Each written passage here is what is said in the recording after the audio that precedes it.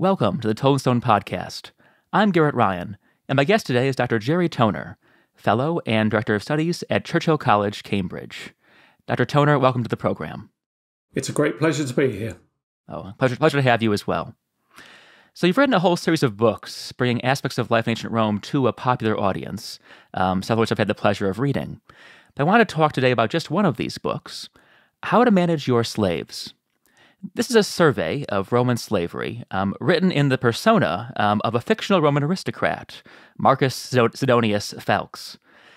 Can you tell us a bit about Marcus Sidonius Felix and about how adopting this persona has helped you explain this very large and complex topic? Yes, well, obviously, as you say, he's an aristocrat. So he is a rich, middle-aged Roman male and is exactly the kind of Roman who owned a lot of slaves. And also, he is exactly the kind of Roman who provides so many of our sources.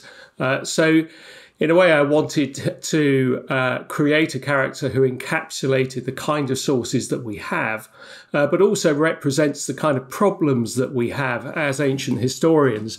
How do we read these sources? How do we get around the kind of bias that they have? Because they are all from that one narrow top end of Roman society. And so he is meant to be a metaphor, if you like, for what it's like to actually try and do Roman history. Mm-hmm. Yes, I know you've written actually a couple of other books under this persona, so it must have been very useful to kind of think through the sources through his name. Yes, I think one of the problems with ancient sources, as you know very well, is that they're often very difficult to interpret, that they might be just obscure, or they're difficult legal texts, or they are in a religious context. And for the non-expert who is trying to access these, that can make it very difficult. And so what I wanted to do was, through this character, make them more accessible, run them into more easily read prose, so that the non-expert can get a sense of what it's like to be in the ancient world. Mm-hmm. You open the book with this scene-setting anecdote in which Felix is about to have a slave's legs broken for a minor offense, but he's stopped by a barbarian guest who comes from a society without slavery. This is a nice way of pointing up the vast difference in perspective, I think, between a Roman aristocrat and a modern reader who comes, of course, from society without slavery. And so I think at some level it's hard for us, even those of us who do ancient history professionally, to really inhabit the moral universe of the Romans, a society in which it's totally normal to have a slave's leg broken for being insubordinate or impertinent. And so I wanted to ask you, what was the hardest part about trying to think, or at least write, like Felix, this Roman aristocrat? Well, as you say, for us, slavery is completely a moral issue. It's illegal in every country in the world today. I mean, none of us would ever contemplate what it's like to own slaves. And yet, in the Roman world, it's completely normal. It is just seen as being completely required for any kind of decent standard of living. And they view slaves really as we would view kind of domestic appliances, like a fridge or something like that. So what I was wanting to do was not really think like a Roman. It's more retelling like a Roman, using the sources that are from the mouths of Romans themselves and putting them into a coherent narrative that allows us to kind of access that type of thinking. And what I really wanted to do was give people a real sense of just how normal it was, that they just do not see slavery as in any way problematic. And I think, again, for us, it's very easy to look back at the Roman world and think that they are, in some sense, like us, that they're just us in togas. But I think what slavery in particular is an institution that really shows that they are fundamentally different in many ways. Oh, well, absolutely. And I want to touch upon this vast, massive evidence that we have for Roman slavery, which you mentioned before already. Things from legal texts to more literary authors to inscriptions, even material evidence. This enormous panoply of evidence that's kind of hard to wrap your arms around. Which of these sources did you find most useful in reconstructing your picture of Roman slavery for a general reader? Yes, that's a good question. There are three agricultural manuals which are written by Cato, Columella, and Varro. And they were really manuals that taught you how to run a country estate. So that involved a lot of managing slaves, getting your slaves to work as a team, to work productively, as a way of making your estates profitable and productive. So they were particularly useful for those kind of aspects of the book, dealing with practical aspects of slave management, particularly in the agricultural setting. The laws are very useful, and they are often very difficult to understand for the non-expert, very technical, very boring, frankly, in a lot of places, but give a real insight into some of the sort of real technicalities and details that the system went into in the Roman world. But there's also more fun stuff. I mean, some of the stories we get from Suetonius and Tacitus, where they tell no end of stories that are designed to illuminate the characters of emperors because of the crazy things they did. And often that involves slaves.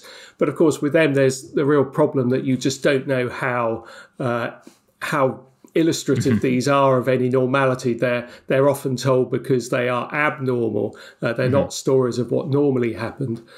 And then I also try to incorporate some more sort of off-the-wall stuff, really, trying to look at some of the psychological insights, if you like. And there, I mean, one source I've always found very useful is Artemidorus's book on the interpretation of dreams, which I think gives a real sense of how differently the Romans understand slavery. And I mean, if you don't mind, I'll give you one example of that, which there's this, which I use in the book. A slave owner dreams that he has sex with one of his slave girls. Now, he is worried because he interprets this not as he fancies his slave girl, which, as all good Freudians, we would interpret the dream as saying. He sees it as being predicting that either he will end up as a slave, or even more worrying for him, that his children or his descendants will end up as slaves. And he goes to Artemidorus, the dream interpreter, and says, what's this dream mean? And Artemidorus just says, relax, chill out. All it means is that you are going to derive pleasure from your assets. It's not moral, it's not sexual, it's just a pure kind of functional relationship. And I think that is the kind of thing I've used to highlight the real psychological difference between us and the Roman slave owner. Yeah, so that really is a very dramatic difference, right? It is, like you said, purely functional. And I wanted to touch upon, you mentioned before how this is not problematic in the way it might seem to be for us, the problem of owning their human being. And of course, the Greeks did, or at least Aristotle did, theorize briefly upon the origins and the nature of slavery. And he says that some people, for which read, of course, barbarians, non-Greeks, are natural slaves, not fitted for their own direction. Do we see any speculation on these terms in Roman thought, or even in Roman law, any attempt to define the people who are slaves as just being a circumstance they've fallen into? I think the Greeks had a harder view of the divide between free and slave. And Aristotle, as you say, gives a very sort of profound expression of that. And the Romans do have some element of that, partly because they just inherit so many things from the Greeks that they adopt some of the same attitudes. And you do find it in things like the Roman law, where, in a shocking thing for us, it was standard practice that if a slave gave testimony in a court, they would have to do so under torture, because they were just thought to be incapable of telling the truth, that you could never believe anything they said, particularly if their own master was involved. So the Romans definitely do have some aspect of that, but in many ways their attitude towards slavery is a bit more contradictory, really, because, of course, they also free many slaves in a way that the Athenians and Greeks generally did not. And once they were free, they could be assimilated. So a free slave could become a Roman citizen. And whilst they couldn't stand for the highest office, they effectively acquired all the rights of citizenship, and their children became full citizens. So in a way, it was impossible for the Romans to say, on the one hand, yes, you're naturally slaves, but on the other hand, say, well, once we've freed you, actually, it's fine for you to be citizens. So I think they have a slightly more practical, possibly more generous view of slavery than Aristotle did. That's very interesting, as they're encoded in law, right, and kind of in the nature of their society. So obviously, any kind of number is a hazardous enterprise in antiquity. We never know what kind of numbers are involved. It's just a guesswork, educated usually, but guesswork regardless. But do we have any sense, with all those caveats in place, of how many slaves there were in the Roman Empire at any given time? What say, percentage of the population is enslaved? Or even in the city of Rome itself? I mean, even just a ballpark estimate of what kind of numbers we're working with here.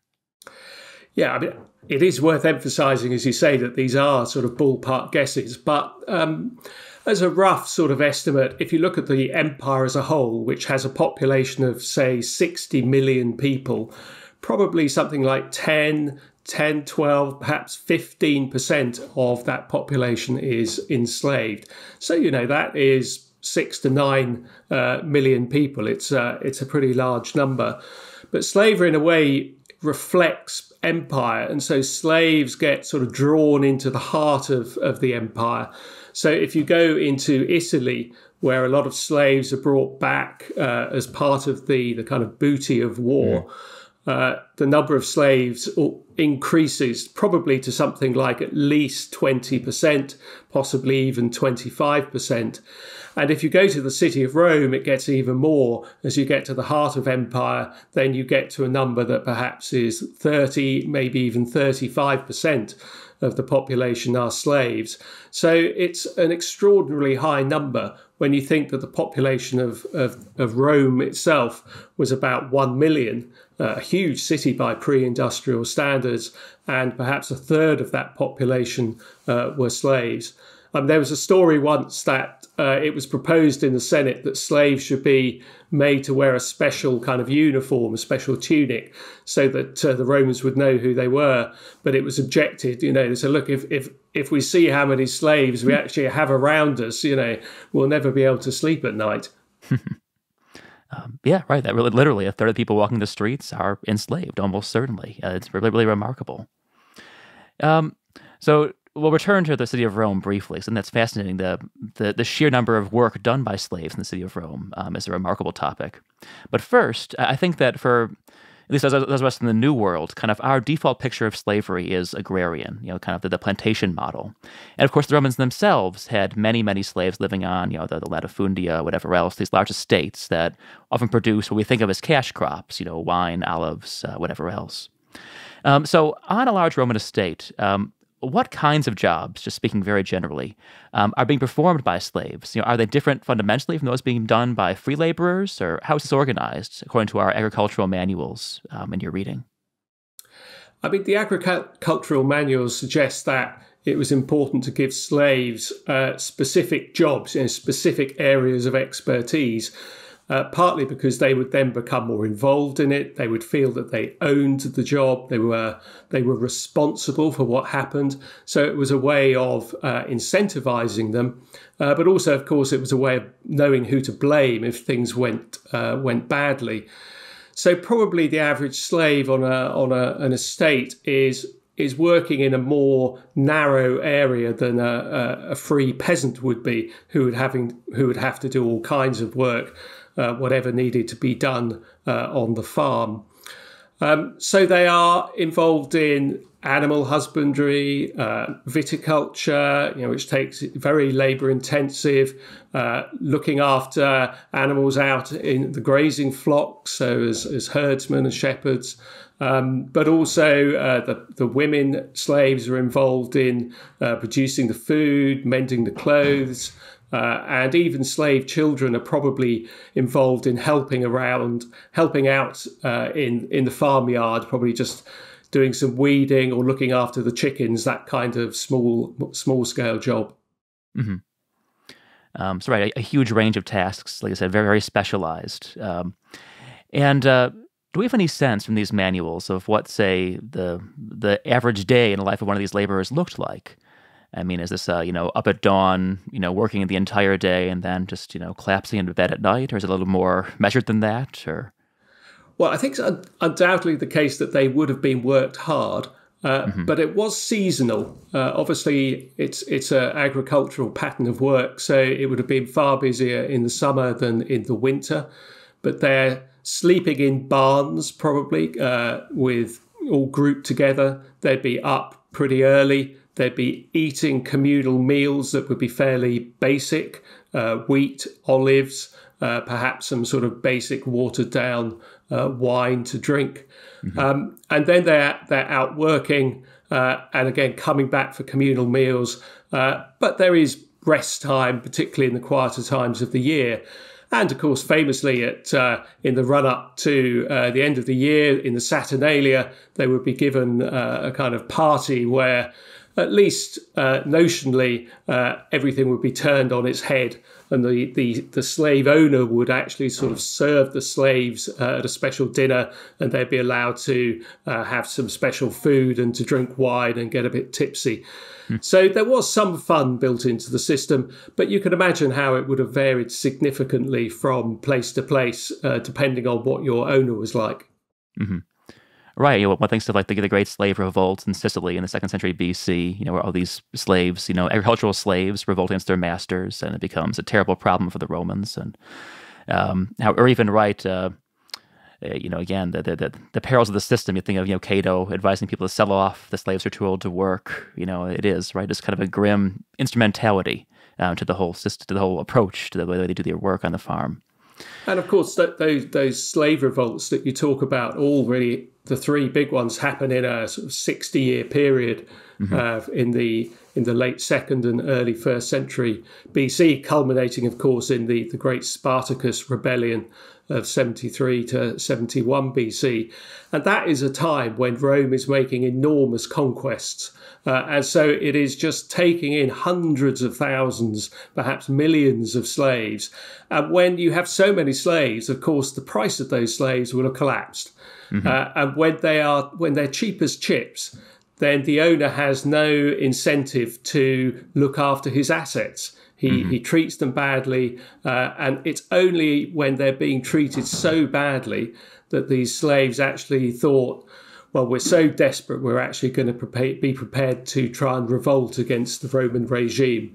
And it's very striking that after those revolts, we don't have slave revolts again, even though the institution is there.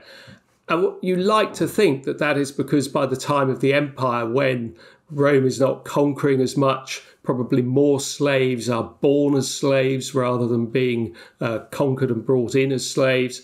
Then perhaps the price went up, they're more valuable assets, owners had more of an incentive to treat them, if not well, not quite as badly as they had done before. Yeah, I think also of the gradual increase of at least nominal protections in Roman law for slaves, where owners can't do everything they want, to their slaves. There is this sense that, at least a basic personhood is being protected. But of course, how that's honored in the breach or not is probably hard to say. No, but as you say, in the Republican period, an owner could do whatever they wanted to their slaves. They could kill them. Just as they could, in theory, kill their children. They had supreme power in their household. But under the empire, they acquire certain rights. They can appeal to the statue of the emperor for sort of sanctuary. But even then, that was quite a risky business in that their case would be heard before a magistrate. And if the magistrate upheld their case, then they had to be sold to a new owner, which in itself was not without risk. But if the magistrate found against them, they could be condemned to the beasts. They could be sent back to their owner for harsh punishment. So you had to be pretty desperate as a slave, I think, to risk appealing to the statue of the emperor. And of course, whether these legal improvements actually represent any improvement in reality is, as you say, very hard to know. It may just kind of codify what was already standard practice, that, sure, owners in the old days might have had the power to execute their slaves, but that doesn't mean they did.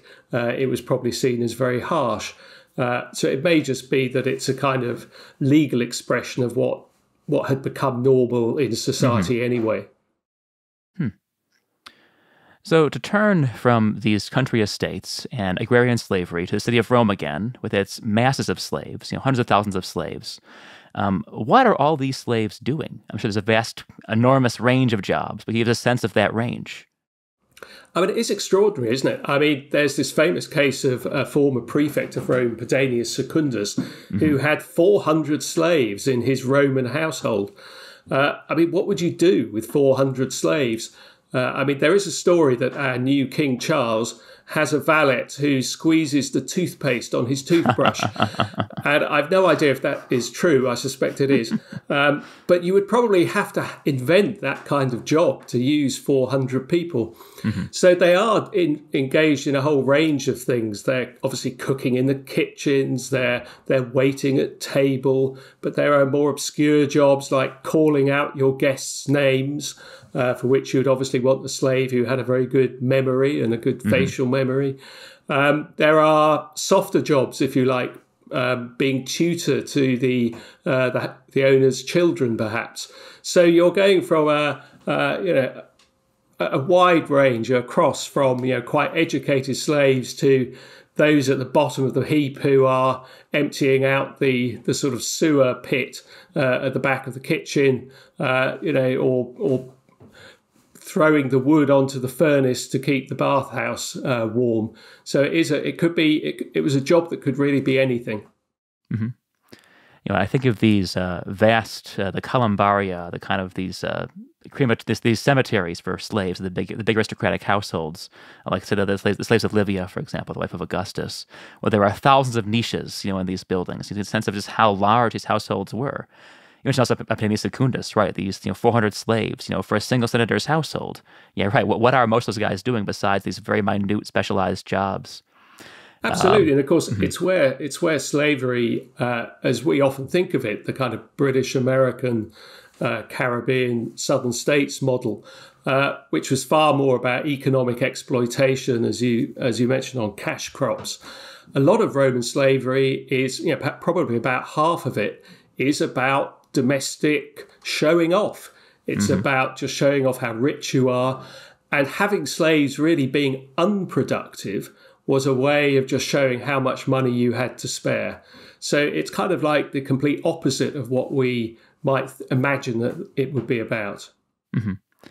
Right. Yeah. You mentioned actually a couple anecdotes in your book about these slaves that are incredibly expensive. I think it's Marcus Antonius buys a pair of twins who aren't actually twins, which cost a ruinous amount of money. And how really it is right, conspicuous consumption on a vast scale, that you're buying people who are then being shown off so you could afford them. Absolutely. I mean, it's like buying, I don't know, a Picasso or something like that now. I mean, you don't actually buy it because you appreciate it that much or you want to show it to friends necessarily. It's just about showing how rich you are. Yeah. So we mentioned earlier how there are these various legal protections that at least are in theory in place against slaves being completely maltreated all the time, though how effective they are, who knows. But when this does not work, slaves can be condemned to do terrible fates, whether it's the mines or, most dramatically, the arena. Do we have a sense of how often this happens, for one thing, and why this happens? Why slaves end up being sent to the arena as opposed to some other fate? Probably the most common cause is running away. It's clearly a real bugbear for slave owners in the Roman world that it's quite common for slaves to run away. And you can imagine that in a world of very limited communications, if you were a slave who could get away, get some distance between you and your master's household, it might well be possible for you to disappear into the crowd, as it were. If you got caught, however, you might suffer a range of dreadful punishments. If you're lucky, you probably got branded on the face, saying "run away," which would stop you from doing it again. But you could also go before a magistrate and be thrown to the beasts. Now, clearly, it must have happened fairly often, because if you think of the number of gladiatorial contests that are going on in the empire, even if they are a kind of highlight of the social calendar, the execution of criminals was a core part of the entertainment that took place before the climax of the gladiatorial fights. So there's clearly enough of these poor slaves being condemned ad bestias, as it's called in Latin, for it to have been a core part of so much entertainment. So I suspect it was actually, it's impossible to quantify, but it's something that was certainly not perhaps the ultimate extreme penalty that we might imagine it was. Any kind of serious misdemeanor could result in that. And thinking about just the cheapness of a slave's life in Rome, you mentioned before this guy, Pedanius Secundus, a senator in the reign of Nero, who had 400 slaves. Now, one of those slaves murdered Secundus, and then after which all 400 slaves, in accordance with a law on the books, are condemned to death for this one slave's crime. And Tacitus records the debate in the Senate about this, and the Senate ends up saying the law should be upheld, all of these slaves should die despite their innocence. And there's protests in Rome about this. As the slaves are being left to execution, the crowd comes up, and tries to stop this from happening. But it is carried out, tragically. And I think this sort of brings up the moral ambivalence at the heart of slavery, of Roman slavery, that they're people, recognized as such by the crowd, at least in this case, but also possessions, chattels, whatever, who have to be placed in their place, and whence the law ordering their condemnation. And so this incident of Secundus and his slaves being killed and the debate surrounding them, do you know of any parallels in Roman history, other debates, public debates, about the morality of treating slaves in this very harsh way? Not really. It's surprising how rare incidents of master murder are. And we only have a couple of good examples, one of which is obviously Pedanius. I mean, it's a fascinating case, I think, because the law was an ancient law, and it just said any slaves under the same roof. Well, I think it was made, when roofs were fairly small. By the time you get to a giant sort of palace like Pedanius had, well, what hope did those 400 slaves have of even knowing that their master was under attack, let alone sort of intervening to help him? So it throws up a whole load of legal issues. And when it comes to the Senate to discuss it, clearly there are two sides. There are many people in the Senate who say, look, this is just unfair. So you can see that it's not just that all Romans were kind of brutal about slaves. There are, even in the senatorial class, there are many who think this is just naturally unjust. But, the conservative side say, look, if we don't reinforce the old laws, then we'll never be able to sleep at night.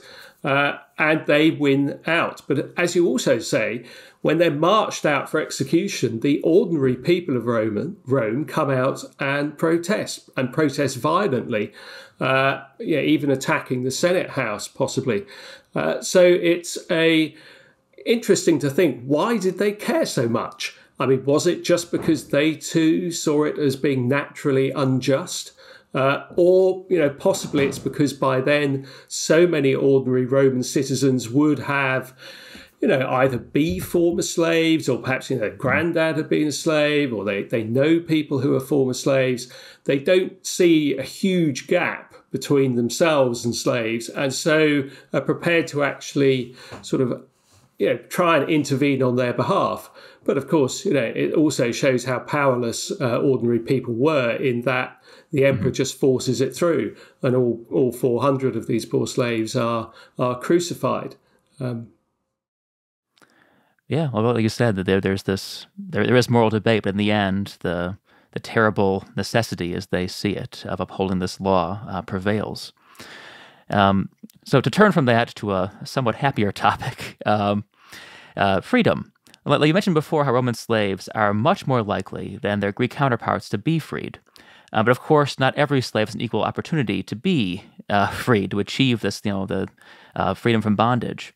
And so, what are some of the most common paths to freedom for a Roman slave? I think the big divide really is between slaves who can develop some kind of relationship with their owner, and that is going to be much more likely to happen in a domestic situation.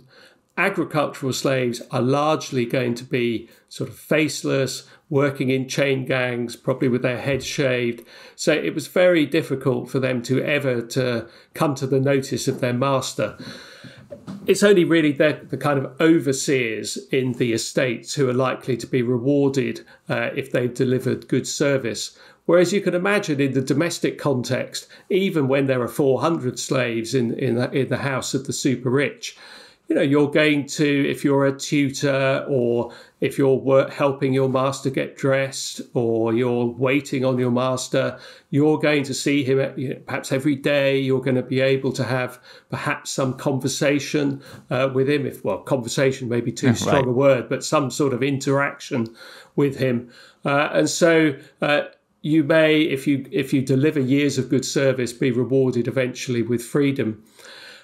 It's very common for owners to free slaves in their wills, which in a way is sort of typical in that you get a whole lifetime, you get good service, and only when you die do you free your slaves. But there's also plenty of examples of slaves being freed just as a reward for good service over a number of years. It's actually very unclear how long a period the average slave, if you like, would work for. Cicero likens the first 6 or 7 years of Caesar's dictatorship to being like a period of servitude for the Roman people. But he's presumably meaning that it's so bad that even 6 or 7 years is enough. And at the other end of the spectrum, Augustus imposes some punishments which are 30 years of servitude without the possibility of being freed. And that is seen as being extremely severe. So we're left just saying, well, it's somewhere in the middle, 10, 15 years, something like that, if you gave good service and you could come to the attention of your master. So it was a way that the Romans, I guess, used the possibility of freedom really as a great carrot, as a way of incentivizing and motivating slaves to do what is often not very exciting, menial jobs. And eventually they can actually then get their freedom. But of course, it's also more than that. It's a way of saying you can, if you show the right attitude, you can become a full member of Roman society, that slavery was more about social mobility than it was, I think, in most later slave societies. Mm-hmm. And there's, of course, this moment, a ceremony, where they're actually given manumission, whether by their master or by the master's will. Whereas a magistrate might, formally decree them free. There might be a mock trial, a couple of different ways to do it, of course. But I'm fascinated by the process, the leading up to the granting of freedom, kind of these halfway house years, where they know that freedom has been promised to them, or they have a good idea that freedom's coming, but they're still formally in servitude. I know that some masters would set their slaves up almost independently, as whether shopkeepers, craftsmen, whatever else, and they're performing these jobs, whether earning money to buy their own freedom, or even thinking in terms of an independent enterprise down the road, once that freedom finally comes. And it's just right that the psychology is so different from New World slavery or even Greek slavery, that there is this gray area between slavery without hope of reprieve and freedom promised, but there's the faint prospect of freedom that leads to so much in the city of Rome itself. Yes, as you say, it's quite a clever system in that it gives some slaves the opportunity to earn the money that they can use then to buy their own freedom. Mm-hmm. And then, of course, from the owner's point of view, he is then getting a capital sum that he can use to just go and buy another slave. And so the system is kind of self-repeating. So it's also interesting, I think, you mentioned some of these agreements between masters and slaves to free them in the future. Mm-hmm. And there's a number of these contracts that survive at Delphi because people would lodge them in the temple because it was a solemn contract. And it's very striking how numbers of them will say, I agree that I'm going to free you in, say, 5 years' time, but during that time, you promise to be a good slave, and if I decide to beat you, you let me do it. It's kind of like psychologically, the slave owner, it's kind of like, they need to have that kind of physical superiority in a way that I think, strikes us as a bit sick, really. Well, it is, right? This bizarre combination of it being a contractual relationship to some degree, where the slave has agency, at least to the degree that they have freedom promised, but at the same time, they're still possession, and so are subject to this sort of humiliation that no freedman, at least in theory, would have tolerated. Absolutely. It's where going from slave to citizen, being free, was quite a long, drawn-out process of sort of humanization, from moving, as you say, from being a thing to being a human individual, or at least recognized as one by law and society. Right. And of course, the stigma, is very slow to fade. The Romans are, snobbish, or at least, whatever. They're conservative enough to think that once a slave, always a slave to some degree, even if a freedman becomes very powerful. And of course, many freedmen do achieve remarkable success as free people. And of course, we always think, people, who study Latin literature think of, Trimalchio in Petronius' Satyricon. He was a caricature in many ways, a rich Roman's caricature of a freedman. This, incredibly wealthy man who has, legions of his own slaves and is sort of trying to pretend to be a wealthy Roman, but doesn't really understand how it's done. And this, I think, is the mental image of the freedman for an aristocrat like Petronius, whoever he actually is. I'm sorry, you want to say something? I didn't want to interject. No, I think you're absolutely right. It's laughable how Trimalchio just, he gets it all wrong. He's got no taste. He's vulgar. He's just spending too much money. He's just trying to show off when he's got no real understanding of the value of anything that he's got. So he is, as you say, a complete caricature. I mean, he's obviously an extreme example, but you get perhaps a better example of how freedmen themselves saw themselves in. They leave a lot of tombstones that, particularly the wealthier ones who have obviously made it to some extent, they've been successful, and they love sort of showing themselves on their tombstones, proudly wearing their toga, which only a Roman citizen could wear, and it shows how it really was important to them that psychologically they wanted to assert their individual worth in the face, as you say, of a society that was snobbish and always looked down on them to some extent. I know I've read before that even something like a majority of our tombstones, or at least the large figured ones we find around Rome, are at least associated with freed people, we think, to some degree, because there's the drive is so much more powerful, I think, for a freedman to display himself in this sort of tomb in a prominent place than it might be for someone who's born free. So I guess to return to, so Trimalchio is this caricature, right, who kind of reflects these anxieties the Romans have about how a freedman can displace them to some degree. What are the factors that allow freedmen like, the real version of Trimalchio, to achieve such wealth and influence? How does a former slave become rich, become powerful? Well, they could, as you mentioned earlier, slaves who have been freed, they could effectively become agents for their former owners. So aristocrats didn't want to get involved in trade or business, not openly, because it was considered vulgar. So they could use their former slaves as frontmen to run businesses for them. And the slave, the former slave, would then could become rich as a result. Now, some of these, Eurysakes is a famous example, who obviously made some money in the bread industry and built himself a very fancy tomb that's on the edge of Rome now. But some of the most successful freedmen were imperial freedmen. So these were slaves who belonged to the emperor. Now, the emperor obviously had tens of thousands of slaves, but the ones who actually worked in his household were his kind of secretaries, if you like. They become particularly important because they are people he can completely trust. They're not political. They can't become political because they can't take high office. They've got no kind of background support. They're not from a particular region of the empire generally. They owe everything to the emperor. And so he could rely on them to be loyal to him and not to go around, politicking behind his back in a way that he could never trust senators to do. So these imperial freedmen, some of them become extremely powerful. Effectively, they are the emperor's agents, and so they are in control of huge budgets and, of course, have the emperor's backing behind them. That means that they can probably take advantage of all kinds of inefficiencies and improprieties to make some money on the side. Mm-hmm. Right, one thinks of like Apollos and Narcissus under Claudius, these freedmen who become the wealthiest men of the empire to some degree.